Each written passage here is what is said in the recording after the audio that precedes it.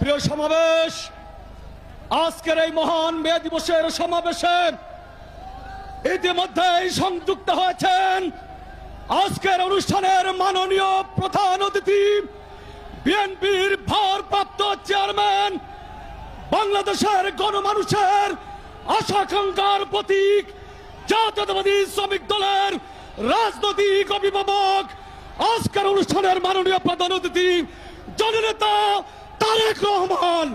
জননেতা তারেক রহমান সংযুক্ত হচ্ছে। ও বন্ধুরা, নেতা আছে, ও নেতা আছে, ও সেই নেতা তারেক রহমান, তারেক জিয়া, খালেদা জিয়া, তারেক রহমান।